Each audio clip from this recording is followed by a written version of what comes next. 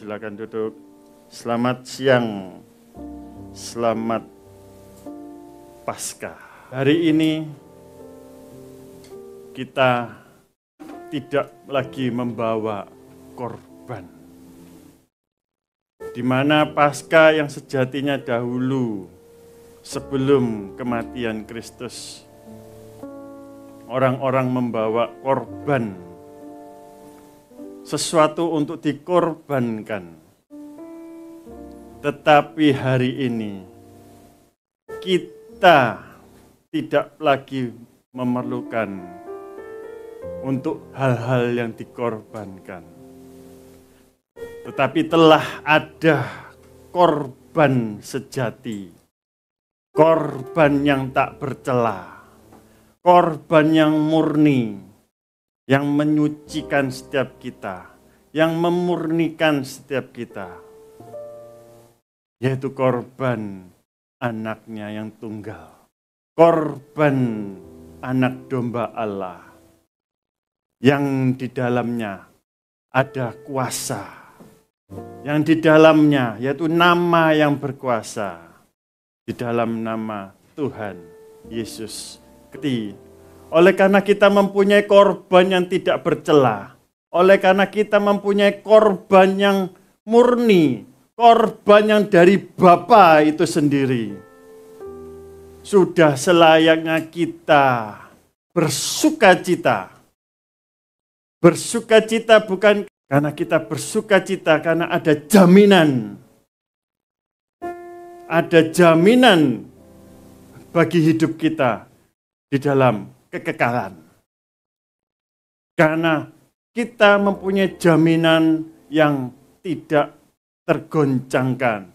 Kita mempunyai jaminan yang bukan jaminan palsu, tetapi jaminan yang asli. Yaitu melalui pengorbanannya yang kita sudah rayakan Jumat kemarin. Maka di dalam kekristenan ada 6 fase yang harus kita ketahui. Yaitu fase yang pertama, bisa tolong Pak Hendro. Yaitu kelahiran. Ini sudah sering saya utarakan.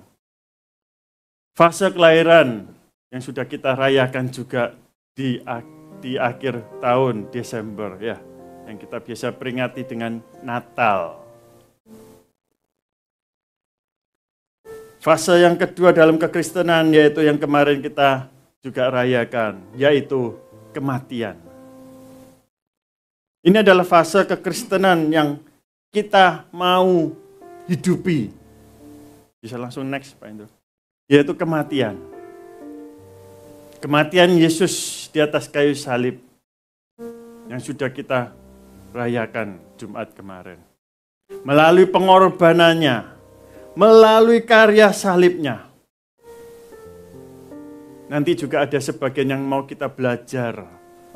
Apa yang dapat diambil dari seseorang yang ada di atas kayu salib itu. Yang pada waktu itu dianggap orang adalah hina, celah, celaka.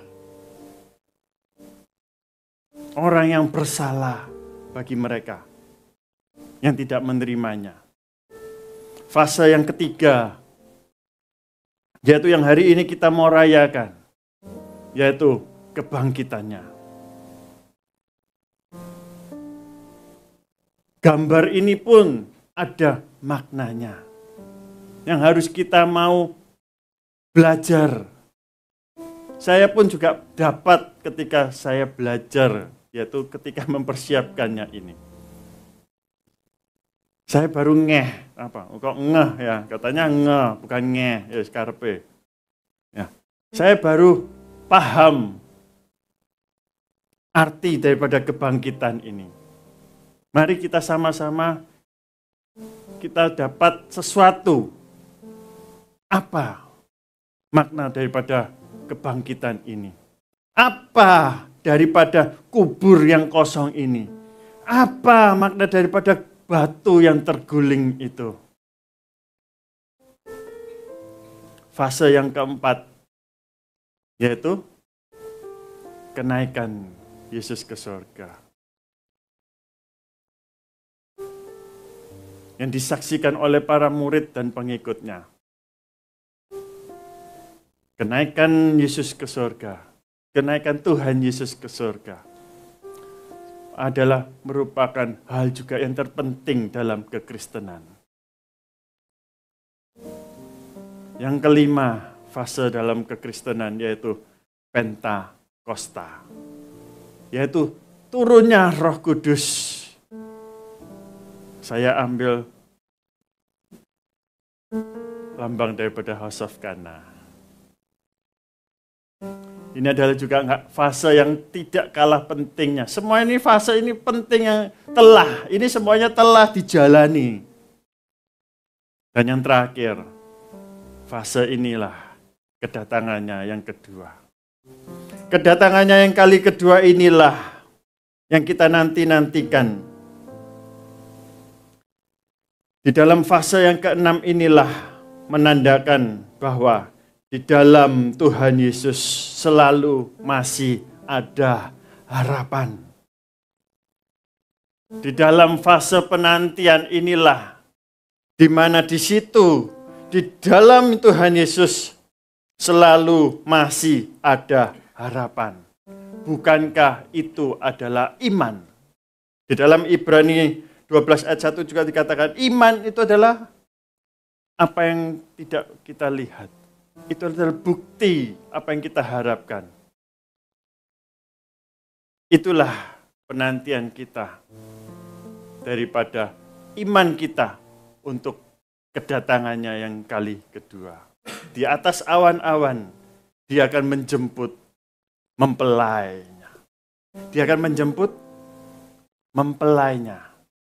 Bukan saja kata-kata umat percaya, tetapi mempelai. Karena yang akan dipanggilnya itu akan menjadi mempelai Kristus. 6 fase inilah yang harus kita hidupi, yang harus kita mau jalani. Bukan hanya omong kosong, karena kita hanya Kristen. Mengaku kita Kristen secara KTP, secara legalitas negara. Tetapi kita mau lebih lagi. Karena berbicara mengenai mempelai, berbicara mengenai kerajaan sorga, bukan hanya mengenai status di dalam identitas kita. Tetapi bagaimana kita dapat bersekutu, kita dapat melekat, sehingga kita dapat berada di dalam dia di dalam kita. Melalui fase inilah kita mau lebih dalam lagi, kita mau lebih dekat lagi menyerahkan hidup kita, menyerahkan pikiran kita, hati kita, seluruh aspek hidup kita hanya kepada Tuhan Yesus saja. Biarlah 6 fase ini terus kita mau ada di dalamnya. Bukan hanya sebagai celebration, bukan hanya sebagai peringatan, tetapi itu akan menjadi lifestyle. Itu akan mengubah paradigma kita, akan mengubah cara pandang kita. Bagaimana Kristen itu boleh hidup. Bagaimana Kristen boleh hidup di dalam kebangkitan Yesus. Kita mau belajar apa itu mengenai kebangkitan. Tetapi sebelumnya itu kita mau mengorek. Kita mau untuk membuka sebuah info-info. Ya, bagaimana? Yang pertama itu bagaimana batu kubur itu dapat terguling. Kok bisa ya batu itu terguling? Emang ada yang menggulingnya? Emang guling bantal? Bukan. Batu itu kok bisa ya terguling sehingga pemakaman di zaman Yahudi bukan seperti pemakaman sekarang ini ya, yang di dalam tanah, dikubur di dalam tanah ya. Jadi tanah digali, dibulongi ya. Tempat kita 1x1 itu ya. Ya kan? 1x1. Hah? Oh 2x2. Oh 2x1. 1x1. Bojo sangkar. Nah, ini kan supaya nggak tegang. Saya lihat-lihat tegang semua. Sekarang kan sudah kelihatan giginya. Ya kan? Nah, bukan seperti itu. Tetapi kuburnya itu seperti model kayak gua-gua gitu. Jadi jasad itu tidak ditaruh dalam tanah, tetapi di dalam sebuah gua seperti itu ya. Nah, terus ditutup guling, ditutup batu. Oh, ditutup batu ya. Nah, nggak apa-apa Pak Indro, langsung aja. Jadi enggak Jadi kenapa kok bisa batu itu terguling? Apa benar terguling? Nah, tapi kita baca ya ayat-ayatnya ini. Oh ya, satu lagi. Hari ini banyak ayat, maaf ya. Hari ini banyak ayat. Nanti banyak mayat ya. Banyak ayat ya. Jadi kalau mau bisa dicatat supaya hafal. Oh, enggak hafal ya, supaya tahu gitu ya. Kalau pas nganggur di rumah, kalau mau tidur belum ngantuk, ayat-ayatnya bisa dibuka ya. Biar tambah ngantuk. Kenapa lah orang susah tidur, baca ayat, 2 ayat aja, terus mulai ngantuk kok ya. Jadi ayat itu adalah obat tidur yang mujarab. Ya. Nah, kita baca ini yang terguling ini ya. Markus 16 ayat 4 dikatakan demikian. Tetapi ketika mereka melihat dari dekat, tampaklah batu yang memang sangat besar itu, ya, batu yang memang suangat ya. Kalau orang Surabaya ngomongnya suangat besar itu ya. Sudah terguling. Dicatat oleh Markus. Dicatat di dalam Injil Markus sudah terguling. Ya. Di Lukas juga dicatat mereka mendapati batu sudah terguling dari kubur itu. Dan Yohanes juga mencatat pada hari pertama minggu itu, pagi-pagi benar ketika hari masih gelap, pergilah Maria Magdalena ke kubur itu dan ia melihat bahwa batu telah diambil dari kubur. Batu yang besar itu malah diambil dari kubur.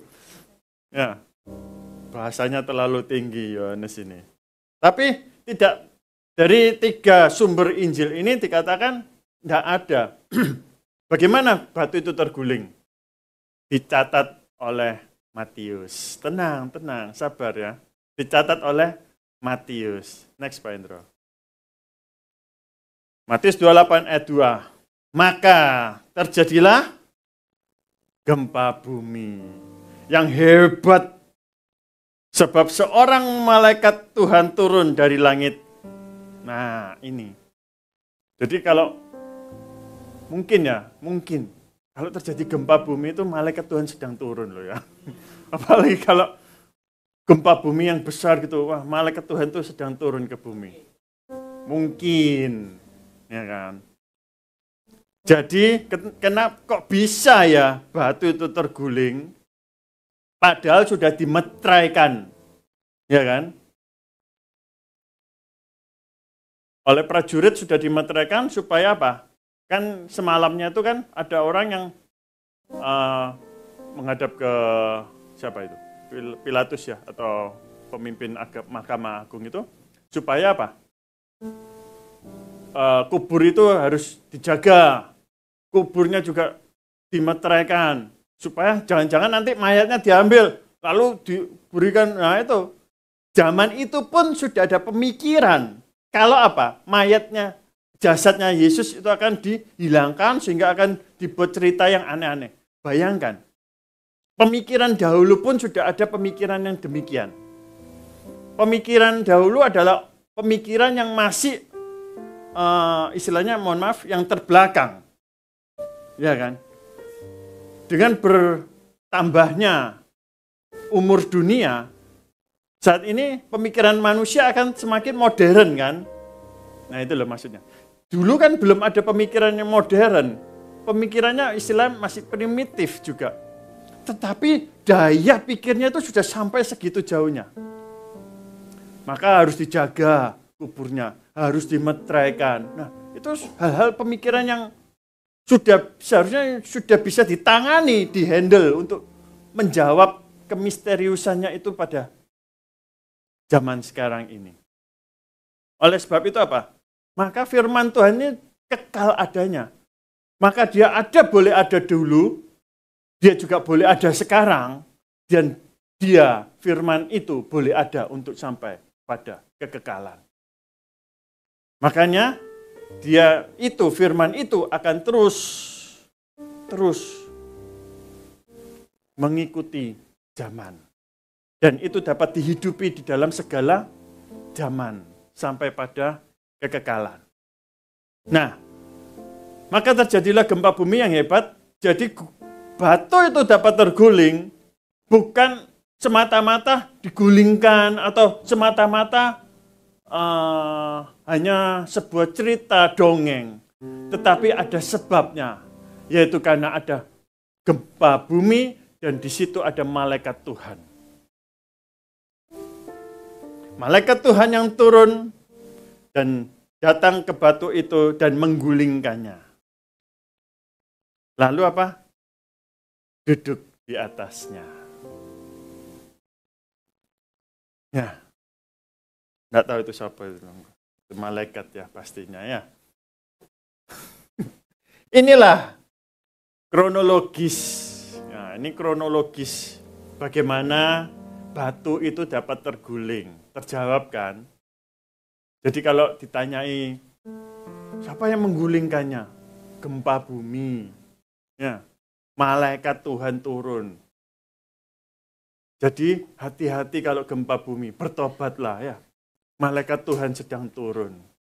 Ya. Dan semakin banyak gempa bumi yang terjadi, berarti malaikat Tuhan itu semakin banyak yang turun. Ya. Dan siap-siap, memang itu sudah tanda-tanda akhir zaman. Ya. Tanda-tanda akhir zaman. Gempa bumi, perang, ya, kelaparan.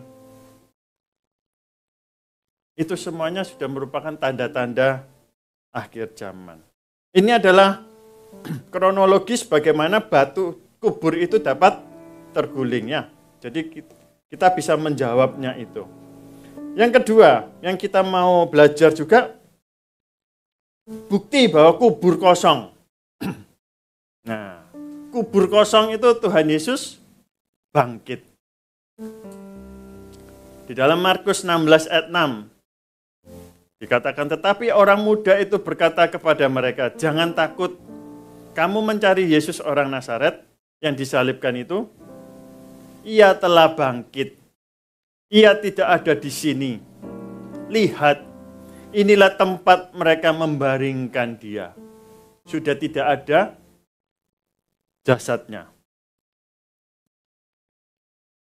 Di dalam Lukas juga dicatat, sungguh pun demikian Petrus bangun, lalu cepat-cepat pergi ke kubur itu. Ketika ia menjenguk ke dalam, ia melihat hanya kain kapan saja. Ya, kapan saja lah ya.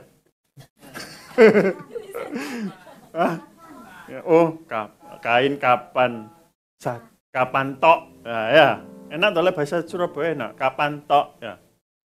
Kapan tok podo ya. Kapan. Lalu ia pergi dan ia bertanya dalam hatinya, apa yang kiranya telah terjadi. Lanjut kita ke Lukas. Lukas sudah, Yohanes. Ia menjenguk ke dalam dan melihat kain kapan terletak di tanah, akan tetapi ia tidak masuk ke dalam. Maka datanglah Simon Petrus juga menyusul dia masuk ke dalam kubur itu. Ia melihat kain kapan terletak di tanah, sedang kain peluh yang tadinya ada di kepala Yesus tidak terletak dekat kain kapan itu, tetapi agak di samping itu tempat yang lain dan sudah tergulung. Kalau dalam tradisi Yahudi, ketika mereka sedang makan ya, biasalah ada serbet gitu ya. taruh sini kayak, taruh sini ya.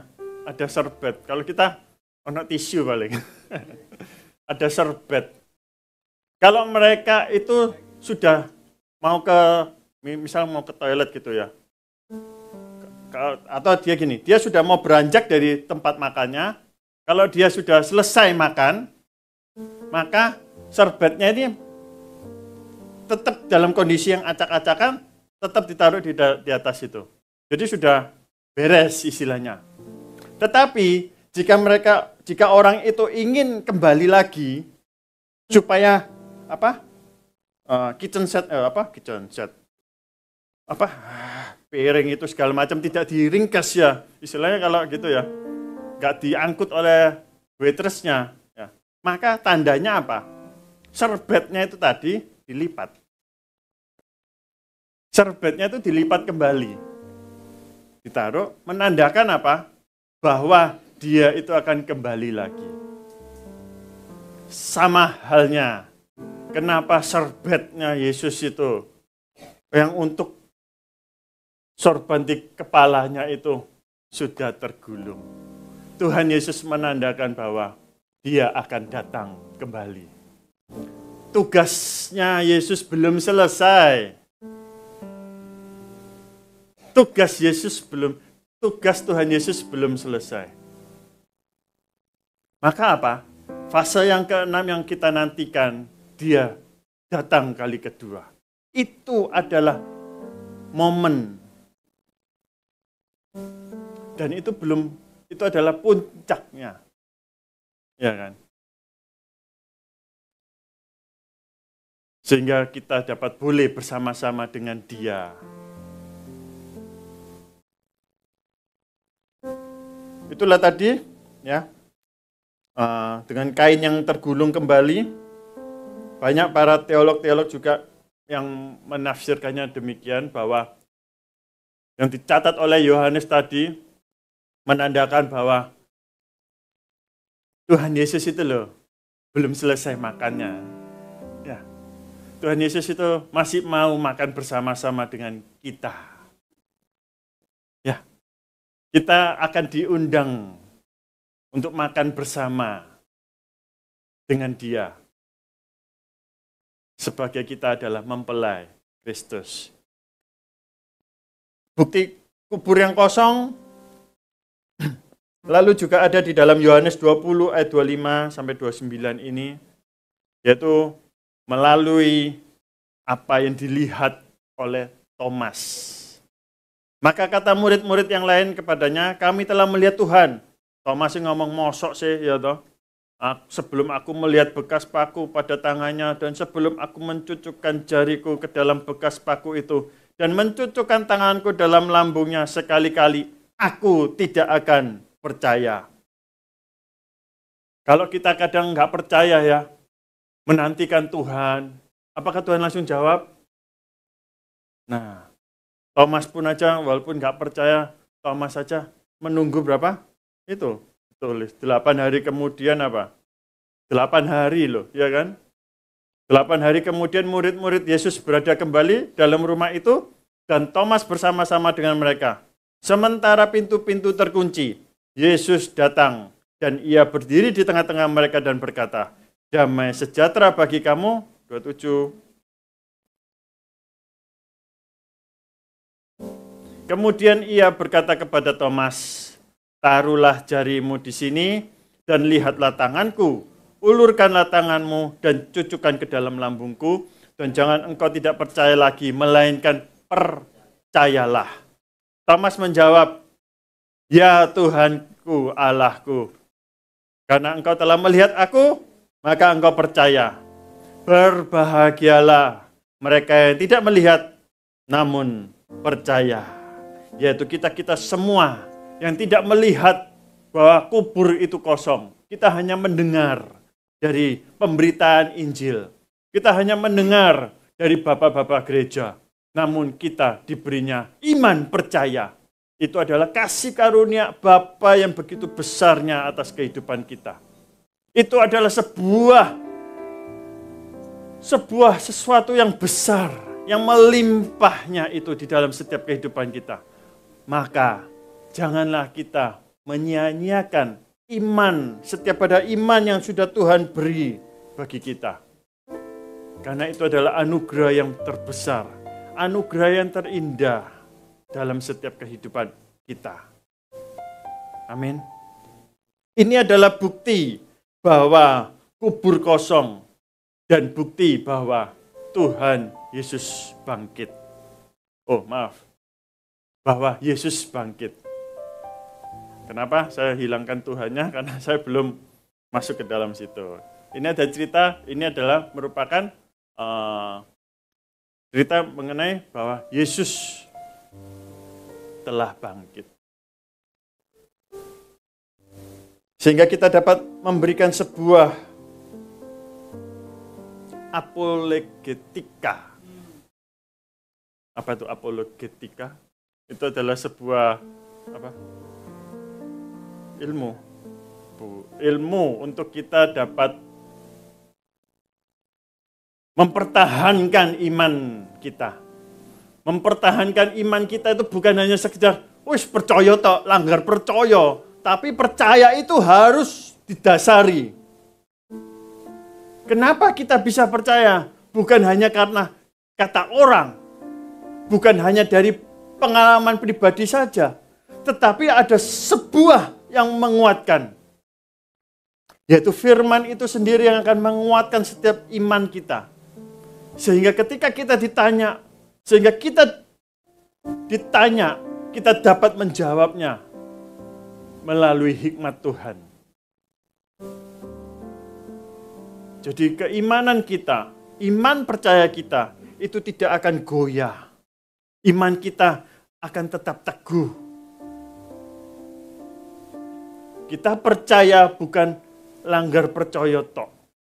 Ya, tetapi kita percaya, tetapi memang benar dan benar adanya bahwa Yesus adalah Tuhan.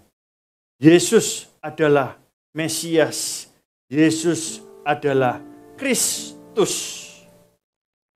Itu adalah sebuah hal yang penting untuk kita mau hidupi di dalam kekristenan ini.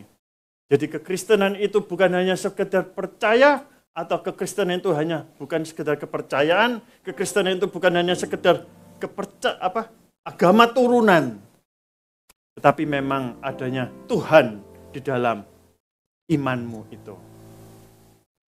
Ini adalah gambaran di mana batu yang terguling, kubur yang kosong, ya. Lalu apa makna daripada kebangkitan Tuhan Yesus? Makna ini adalah yang inti yang mau saya jelaskan. Apa makna daripada kebangkitan Yesus ini? Pernah nggak kita berpikir, kok bisa bangkit ya Yesus? Saya baru dapat juga ketika mempersiapkan ini juga banyak pertanyaan yang nyeleneh-nyeleneh malah muncul. Maka ketika kemarin ada kita sharing bersama yang meeting itu, saya ngomong bahwa ketika kita mempersiapkan firman itu justru yang belajar lebih banyak itu yang mempersiapkan itu loh. Itu yang belajar dapat lebih banyak. Tapi bagaimana ketika seseorang yang dapat membagikannya dan semua itu dapat juga mendapatkan hal yang sama. Nah, saya digelitik gitu sebuah pertanyaan-pertanyaannya. Kok bisa ya bangkit ya? Kok bisa ya Tuhan Yesus itu bangkit ya? Terus siapa sih bangkit ya? Ayo tangi ngono. Masa ono alarm ngono. Ada alarm kah? Tangi. Nah, lalu siapa yang membangkitkan? Apakah dia ujuk-ujuk Yesus itu bangkit dewe? Ya kan? Karena mungkin bunyi alarm sudah hari ketiga gitu ya. Hari ketiga biasanya perhitungan dihitung dari Jumat itu terhitung 1. Jumat, Sabtu, Minggu gitu. Nah, kita baca dalam Kisah Para Rasul ini. Kisah Para Rasul 2 ayat 23, wah banyak ya ayatnya ya. Makanya saya tidak menyibukkan Pak Hendro. Saya membuat slide ini malam-malam. Nah, ayat 23, dia diserahkan Allah. Nah, yang menyerahkan Allah sebetulnya juga ya. Menurut maksud dan rencananya, telah kamu salibkan. Ini adalah khotbah Petrus waktu itu ya. Telah kamu salibkan dan kamu bunuh oleh tangan bangsa-bangsa durhaka. Tetapi Allah membangkitkan Yesus. Jadi siapa yang membangkitkan Yesus? Allah Bapa. Yesus tidak bangkit oleh karena dirinya sendiri. Dia mati di dalam kemanusiaannya. Dia mati di atas kayu salib yang kemarin kita peringati. Itu adalah jati dirinya 100% manusia. Itu adalah kemanusiaan Yesus.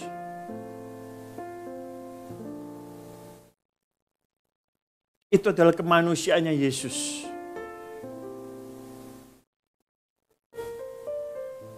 Saya akan lanjutkan nanti dengan melepaskan dia dari sengsara maut, karena tidak mungkin ia tetap berada dalam kuasa maut itu. Yesus inilah yang dibangkitkan Allah, dan tentang hal itu kami semua adalah saksi. Jadi seluruh kaum Israel harus tahu dengan pasti bahwa Allah telah membuat Yesus yang kamu salibkan itu menjadi Tuhan dan Kristus. Next. Ketika mereka mendengar hal itu, hati mereka sangat terharu. Lalu mereka bertanya kepada Petrus dan rasul-rasul yang lain, apakah yang harus kami perbuat, saudara-saudara? Jawab Petrus, bertobatlah, dan hendaklah kamu masing-masing memberi dirimu dibaptis dalam nama Yesus Kristus untuk pengampunan dosamu. Maka kamu akan menerima karunia Roh Kudus. Sebab bagi kamulah janji itu, dan bagi anak-anakmu, dan bagi orang yang masih jauh, yaitu sebanyak yang akan dipanggil oleh Tuhan Allah kita, yaitu sampai pada kita, dan sampai pada kelak nanti. Sampai pada kelak nanti kedatangan Yesus kedua kalinya.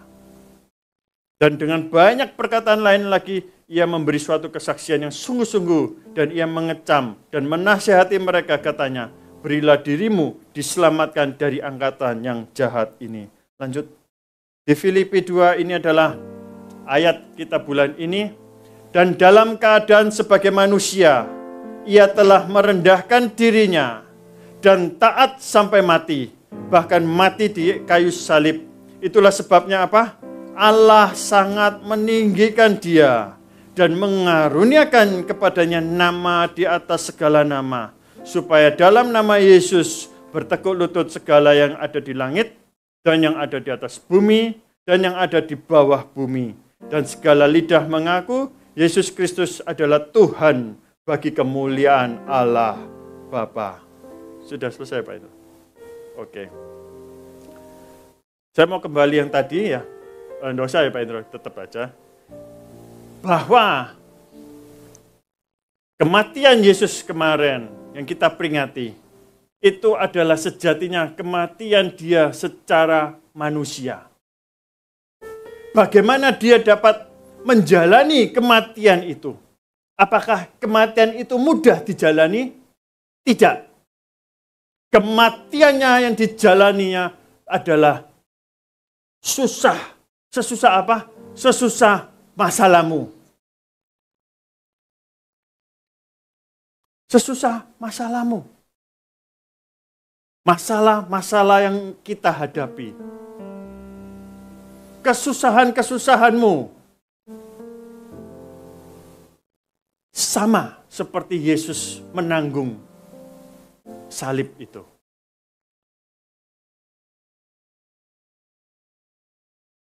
Jadi, bagaimana kita dapat menjalani, kita dapat melewati kesusahan kita?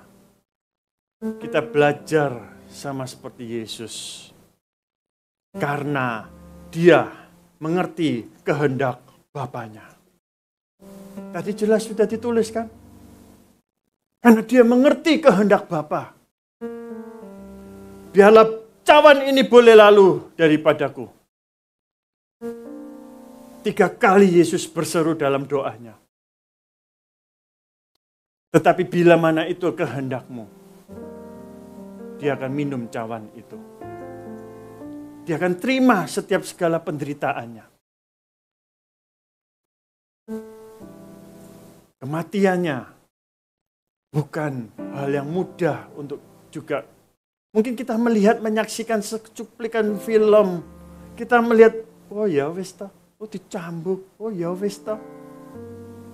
Tapi coba kita memposisikan diri kita itu seperti itu. Mungkin terlalu ekstrim ya. Posisikan dirimu dengan masalah yang kau hadapi. Sama, engkau akan menderitanya. Engkau akan kesakitan. Dan bahkan ketika di gelapnya malam, di gelapnya hidupmu, engkau akan berteriak, Bapa, di mana engkau? Aku enggak melihatmu. Bapa, engkau meninggalkanku. Sama Yesus berkata, Eli, Eli lama sabaktani. Ya Allahku, mengapa engkau meninggalkan aku? Itu adalah firman yang dikatakan Yesus, yang dikutip dari Mazmur. Itu adalah firman yang diucapkan. Eli, Eli lama sabaktani. Yesus di dalam gantungan salib, dia merasa alone. Dia merasa sendiri. Seberapa juga Bapak Ibu kita juga dalam kondisi yang sendiri. Gelap. Kita berdoa, Thomas saja menunggu 8 hari penantiannya untuk dia dapat mencucukkan ke tangan Yesus. Sama. Yesus di dalam kondisinya yang manusia. Dia juga merasakan penderitaan. Dia merasakan kesepian. Dia merasakan kehilangan. Bahkan dia bukan hanya kehilangan orang yang terdekat, tetapi dia kehilangan Bapaknya. Dia kehilangan Bapaknya. Di dalam keperiannya, dia merasakan kehilangan semuanya. Bukankah banyak para murid dan pengikut yang hadir? Tetapi Yesus di atas kayu salib itu gelap semuanya. Dia merasa ditinggal sendirian. Tidak ada satu pun yang dapat mengobati. Karena dia di dalam manusianya, dia kehilangan Bapa. Tetapi dia taat kepada Bapa. Karena dia taat kepada Bapa. Dia taat karena dia mengerti kehendak Bapa. Maka itu, mengertilah kehendak Bapa dalam setiap kehidupanmu masing-masing. Supaya di dalam kegelapanmu, ketika di dalam teriakanmu, engkau meneriakan, Bapa, Bapa, di mana engkau? Aku tidak melihatmu, aku tidak mendengarmu.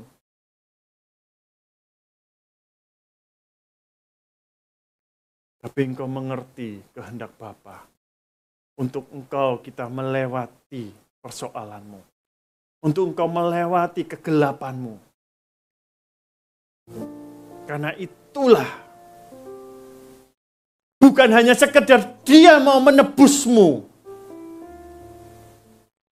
Karya penebusannya itu akan mudah untuk dia jalani. Tetapi dia ingin menunjukkan sebagai manusia yang lemah. Dia pun dapat merintih. Tetapi sebagai manusia yang lemah, bukan dia yang dapat menanggungnya. Tetapi ada kekuatan Bapa, ada kekuatan ilahi sehingga dia dapat menanggungnya. Bukan berbicara mengenai hal yang supranatural. Tidak. Ketika orang menganggap bahwa kalau engkau raja, kalau engkau anak Allah, suruh malaikat-malaikat itu untuk membebaskanmu kan.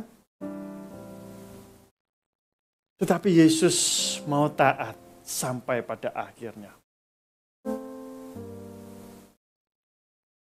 Sama dengan kita.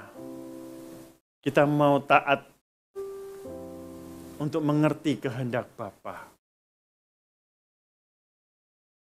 Sehingga apa? Sehingga pada waktunya engkau akan dibangkitkan Bapa. Engkau akan dipulihkan Bapa. Karena engkau taat sampai akhir. Taat menderita sampai akhir. Maka Bapa akan membangkitkanmu. Taat karena apa? Mengerti kehendak Bapa. Taat karena mengerti firman. Taat karena kita mengasihi Tuhan. Itulah ketaatan yang mau dijalani oleh kekristenan. Bukan hanya berbondong-bondong memenuhi gereja ketika momen-momen Natal, Paskah. Ya. Tetapi karena memang ada persekutuan. Ada persekutuan dengan Tuhan. Dan ketika kita berada di luar gedung gereja, sejatinya itulah kehidupan kekristenan kita. Kita mau mengerjakan apapun yang dipercayai Tuhan dengan taat. Menjalani sebagai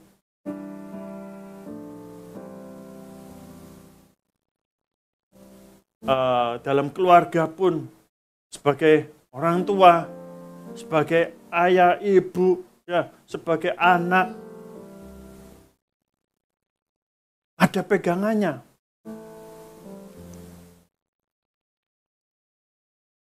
Menjalani dalam pekerjaan, dalam studi, ada tanggung jawab.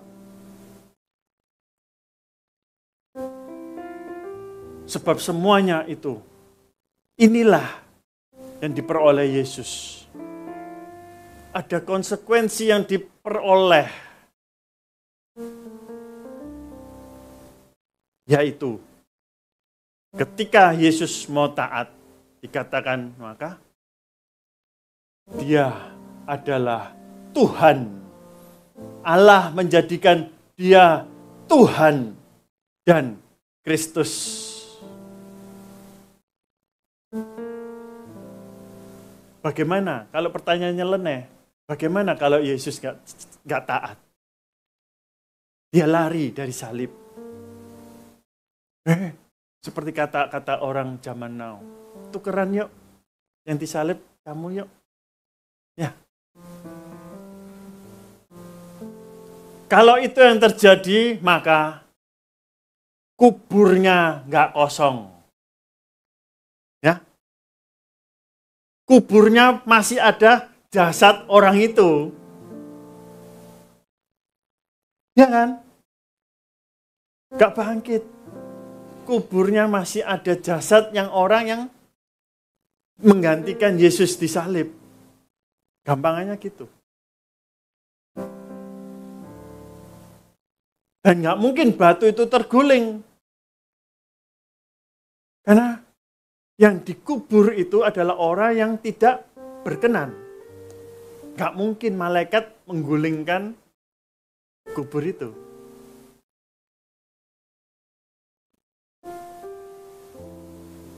Simple. Gak usah terlalu ngotot. Ya. Simpelnya gitu aja. Kalau Yesus gak taat, dia gak bangkit. Hari ini gak ada.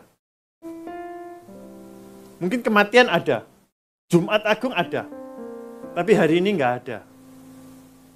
Pasti gak bangkit. Ketika Maria Magdalena pergi ke kubur itu, menyaksikan, dan dia terus meratapi Yesus. Nangis. Jasadnya masih ada. Batu masih tertutup.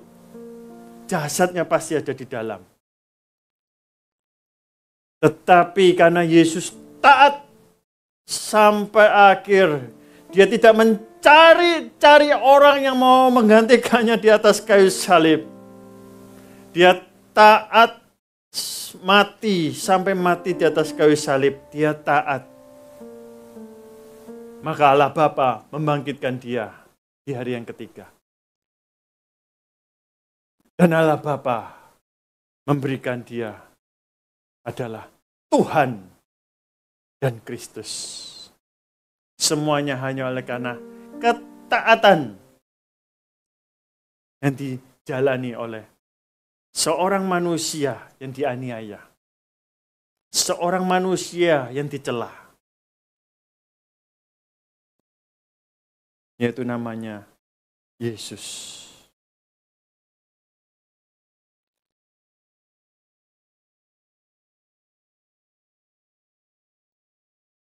Kita mau belajar juga banyak hal dari tokoh-tokoh Alkitab yang dicatat, bukan dihapuskan dari Alkitab ya.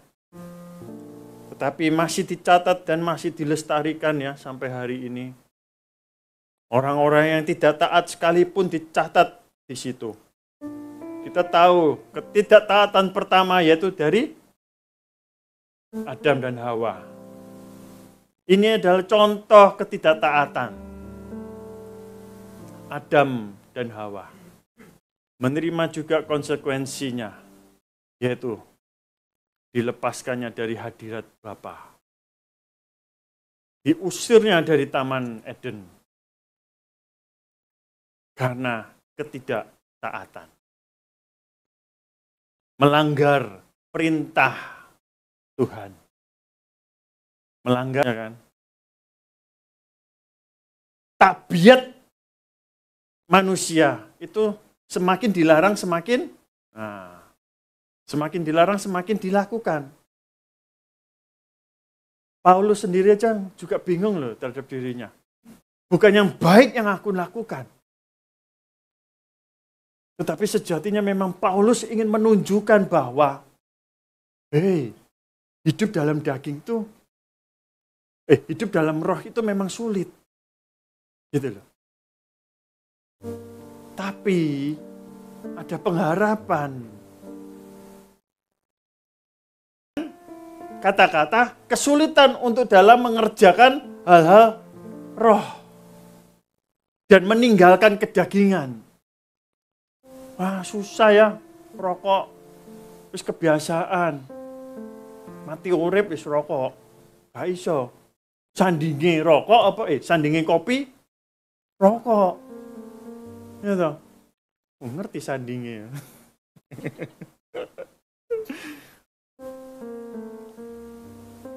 Gak iso mati urip lek ono kopi ono rokok, ono rokok ono kopi. Nah.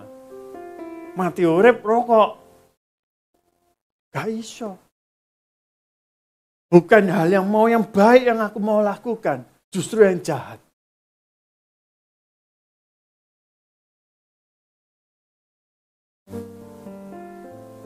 Musa juga. Dia melanggar, dia tidak menturuti, tidak mentaati perintah Tuhan. Sepele loh padahal.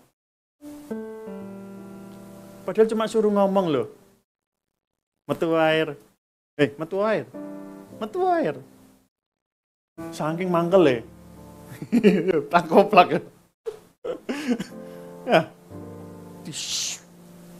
Dipukul. Berapa kali? Gak nanggung-nanggung. 2 kali ya. Keluar air. Keluar tetap. Tapi apa yang dilakukan Musa? Tidak seperti apa yang difirmankan Tuhan. Tidak seperti apa yang diperintahkannya. Padahal cuma ngomong loh. Hah? Apa ya? Padahal cuma suruh ngomong. Dipukul. Ya.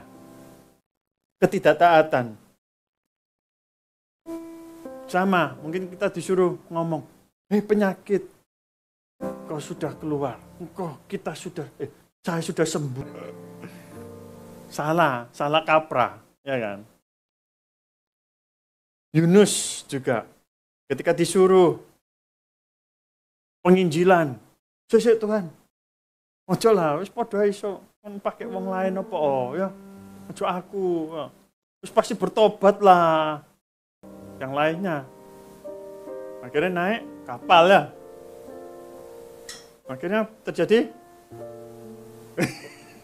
ombak. Nah, akhirnya ada konsekuensi juga yang didapat Yunus. Tinggal di dalam kegelapan 3 hari. Ya, di perut, balik ke perut ibunya. Kadang juga kalau seorang ibu, kan tak balik no ya. Kembali ke perutnya ikan tapi ya. Sama juga mungkin kita melarikan diri dari panggilan Tuhan. Tetap ada nanti didikan Tuhan. Saul juga sama. Dia akhirnya dicopot, ya, tidak berkenan lagi untuk memimpin bangsa Israel dan harus digantikan. Karena masalahnya juga sepele. Padahal perang itu kan sudah banyak hal yang dilakukan oleh Saul. Hanya karena nafsunya. Gak serantan. Nah, ngomong Surabaya gak serantan ya. Ngenteni Samuel mainan keyboard, bukan ya. Ngenteni Samuel ngorbano pujian. Gak sabar ngenteni. Wes tak mlaku dhewe ae. Hei. Itu tidak berkenan di hadapan Tuhan.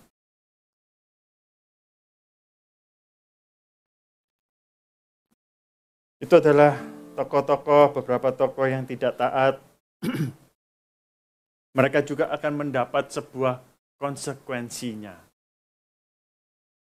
Ada didikan. Tetapi didikan itu jangan sampai kita sampai terjauh daripada kasih karunia itu. Biarlah didikan Tuhan itu boleh semakin mendidik iman kedewasaan kita, sehingga kita boleh semakin intim dengan Tuhan. Didikan Tuhan itu boleh semakin membawa kita semakin dekat, melekat dengan Tuhan. Hendak Bapa. Bukan didikan itu malah membuat kita seperti Saul, ya, dengan membangkang, dengan semakin panas hati, tidak terima, gak legowo. Ya. Tokoh-tokoh yang taat, contohnya seperti Abraham, ya, dia taat, disuruh Tuhan untuk keluar dari zona nyamannya, zona kekayaannya, ya. Dia disuruh keluar untuk kepada sebuah tanah yang dijanjikan Tuhan yang nggak ngerti, ya. Modelnya apa, wujudnya piye. Abraham nggak tahu. Tetapi Abraham mau taat. Begitu juga mengenai korban anaknya yang tunggal. Sepanai? Ya, aku dari lupa kok. Ishak, ya, dikorbankan. Abraham menolak, ya. Enggak ya. Abraham membawa Ishak ke atas gunung, mengikatnya sampai mau dijadikan korban. Itulah taat. Taat. Walaupun Abraham tahu ini anak-anak satu-satunya, di masa tuaku ini anak satu-satunya. Nah, kita pasti ngumpat. Gendeng. Ya. Endi kesadaran, enggak ada kesadarannya. Sapa terus jane keturunanmu bagikan bintang di langit. Anak semata wayang dikongkon ngorbano bintang di langit. Satu bintang aja sudah mau dikorbankan. Ya. Tapi Abraham nggak ngomel. Ya. Abraham nggak dicatat loh ya. Abraham ngomel, Abraham apa? Enggak. Pagi-pagi sudah, ayo nak, kita pergi ya. Kita mau mempersembahkan korban. Ya. Ya kan? Sampai ada konsekuensi juga yang diperoleh Abraham. Apa konsekuensinya? Dia menjadi bapak orang beriman. Dia menjadi bapak orang percaya. Nuh juga suruh bangun, suruh buat kapal Titanic. Wah, ya. Suruh buat bahtera. Dipikir orang, ini emang gendeng ya kan. Bangun kapal di pantai ya toh. Hah? Apa ngomong gunung? Bangun kapal di pantai loh. Di laut, tepi laut. Bangun gawe kapal di gunung. Ya toh. Iki wong ini gak beres wong iki ya. Harus ditumpang tangani. Harus ditengking. Nah, tapi Nuh taat. Presisi. Dia membuat bahtera. Kompensasi. Apa? Konsekuensinya apa? Dia dan keluarganya diselamatkan dari bencana, dari hukuman bagi dunia ini. Paulus juga, yang dulunya Bulus ya,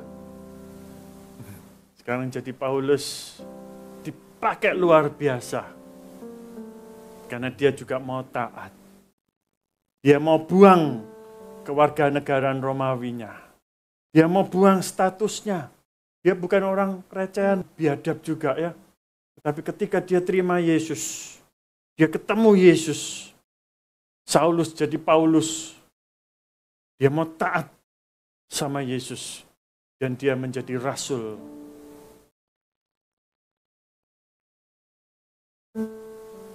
Begitu juga dengan Tuhan Yesus, soko guru kita.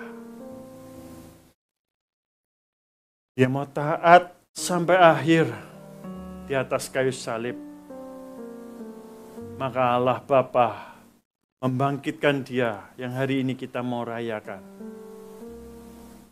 Dia bangkit bukan karena dirinya bangkit, tetapi karena konsekuensi ketaatannya. Karena dia taat untuk dia menjalani apa yang menjadi kehendak Bapa.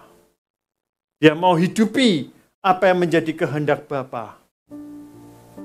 Sehingga Bapa membangkitkan dia. Gak hanya itu. Menjadikan dia Tuhan dan Kristus. Bukan hanya itu. Mengaruniakan nama di atas segala nama. Namanya berkuasa. Segala lidah mengaku. Segala lutut bertelut.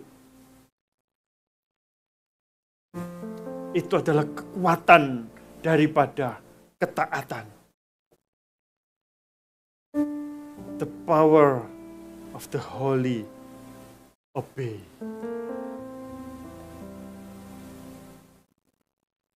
Maukah saya dan Bapak Ibu semua saudara untuk mau taat? Engkau mau taat, ada konsekuensinya. Engkau akan dihina orang. Engkau akan dikira orang gila. Engkau akan dicaci orang. Engkau akan diolok-olok orang. Engkau akan dihina orang. Ya, konsekuensi bukan hanya hal yang positif. Terkadang hal yang negatif kita terima. Engkau akan dihina. Engkau akan disingkirkan, engkau akan dikucilkan. Orang-orang yang mengenalmu. Karena engkau orang yang taat. Orang yang patuh kepada kebenaran. Orang yang mau taat untuk mengerti kehendak Bapa. Gak ono orang yang mengasihi kayak kau niki. Wah. Baru itu 2 jempol. Ya. Tuhan akan bicara. Masuk, yuk masuk. Ke dalam perjamuan. Ingat, ketika engkau mau taat, dunia akan melihatmu. Engkau akan dipikir gila. Dunia akan melihatmu. Engkau akan dikucilkan. Engkau akan gak akan diladeni. Tapi karena engkau mau taat, Bapa yang akan mengangkatmu. Bapa yang akan mempromosikanmu. Bapa yang akan melindungimu. Bapa yang akan memberkatimu. Bapa yang akan membuatmu berbeda dengan orang-orang yang tidak taat.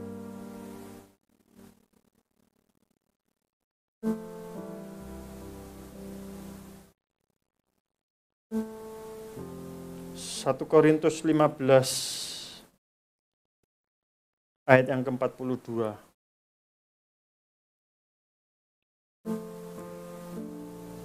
Demikianlah pula halnya dengan kebangkitan orang mati. Ditaburkan dalam kebinasaan, dibangkitkan dalam ketidakbinasaan. Ditaburkan dalam kehinaan, dibangkitkan dalam kemuliaan. Ditaburkan dalam kelemahan, dibangkitkan dalam kekuatan.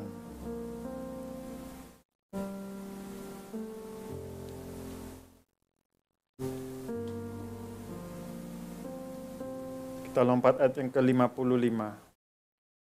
Hai maut, di manakah kemenanganmu? Hai maut, di manakah sengatmu? Sengat maut ialah dosa, dan kuasa dosa ialah hukum Taurat.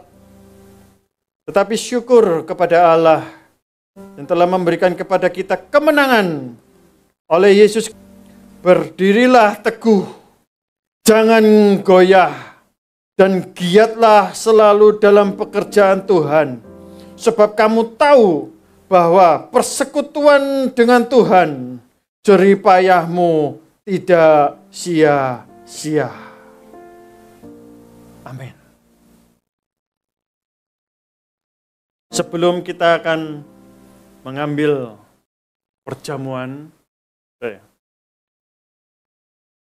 kita mau untuk kita memaknai kebangkitan ini. Harus ada komitmen dalam hidup ini. Kalau enggak, goyah. Kalau enggak, akan enggak teguh. Akan mudah diombang-ambing. Harus ada komitmen. Komitmennya hanya satu.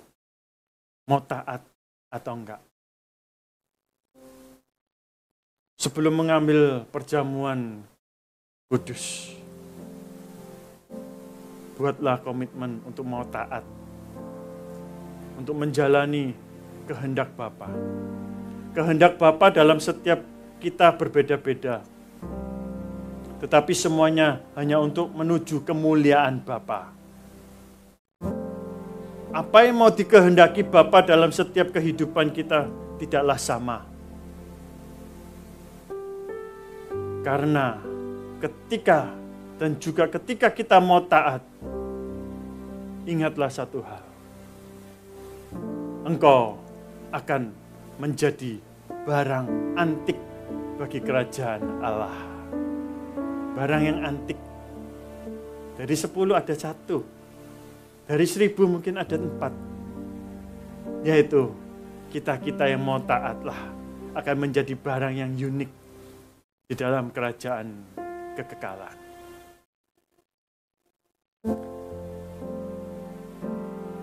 Tak akan pernah ku sesali mengiring Yesus sepanjang hidupku, lewati lembah air mata, ku saksikan kemuliaan-Mu dinyatakan. Berapapun harga yang harus ku bayar, ku kan tetap setia.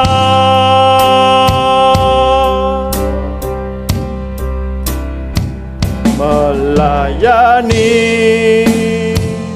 mengasihi-Mu, mengiring-Mu seumur hidupku. Janji-Mu kan tetap ku pegang teguh, sampai ku dapat mahkota kehidupan. Kita bangkit berdiri yuk.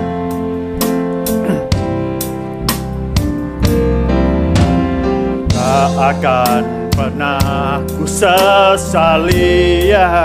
Jangan pernah menyesal ngiring Yesus. Sekali Yesus, sampai selama-lamanya Yesus.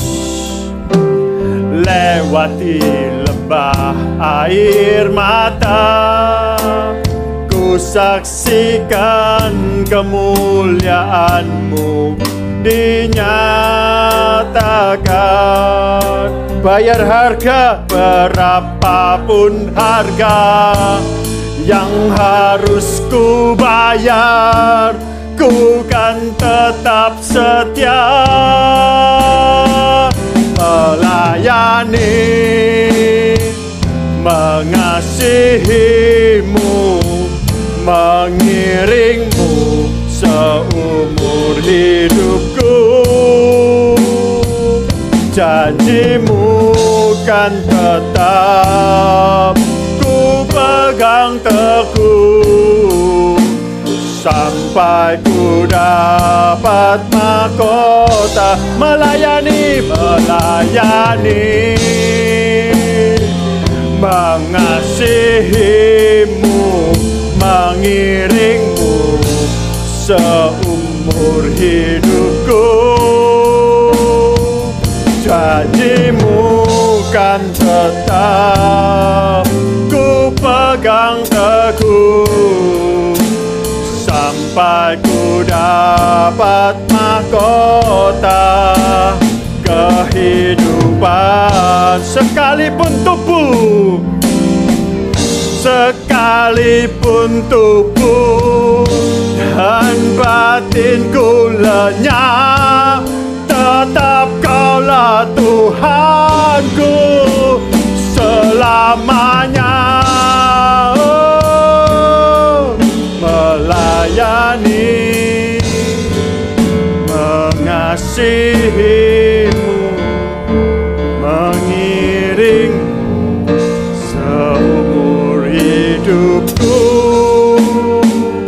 Janji-Mu kan tetap ku pegang teguh, sampai ku dapat mahkota kehidupan. Janji-Mu kan tetap, janji-Mu kan tetap ku pegang teguh, sampai ku dapat mahkota kehidupan.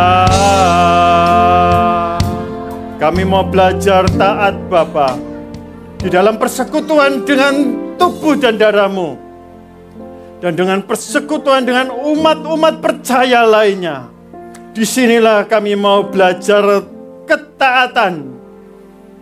Disinilah, di tempat inilah kami mau belajar untuk kami taat.